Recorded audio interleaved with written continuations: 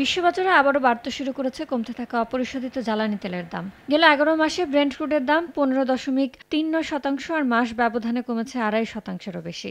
কিন্তু গেল এক সপ্তাহে ২.১৯% বেড়ে প্রতি ব্যারেল ব্রেন্ট ক্রুডের দাম দাঁড়িয়েছে $৬৩.২০। ভূরাজনৈতিক উত্তেজনায় আগামী বছরের প্রথম প্রান্তিকে ওপেক প্লাসের উত্তোলন না বাড়ানোর সিদ্ধান্তে বিশ্ববাজারে দাম বাড়ছে। একইভাবে কমছে ওয়েস্ট টেক্সাস ইন্টারমিডিয়েটের দামও। এক মাসে ৩.৩% আর গেল জানুয়ারি থেকে পহেলা ডিসেম্বর পর্যন্ত ১৭.২২% কমলেও গেল এক সপ্তাহে বেড়েছে ২.৪৫%। মঙ্গলবার সকালে প্রতি ব্যারেল বেচাকেনা হয়েছে $৫৯.৪৩।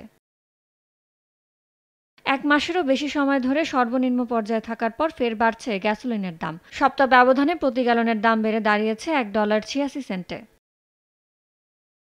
কয়লাভিত্তিক পাওয়ার প্ল্যান্ট থেকে দক্ষিণ কোরিয়া সরে আসার ঘোষণায় কমছে কয়লার চাহিদা। তাই লাগাতার কমতে থাকা কয়লার দাম গেল সপ্তাহেও প্রতি টনে ২.৫% কমে নেমেছে $১০৮। এদিকে চাহিদা বাড়ায় দাম বাড়ছে প্রাকৃতিক গ্যাসের। সপ্তাহ ব্যবধানে প্রায় ৯% বেড়ে মঙ্গলবার সকালে প্রতি MMBTU এর বেচাকেনা হয়েছে $৪.৮৮। ইয়ানুর শিফাত, সময় সংবাদ।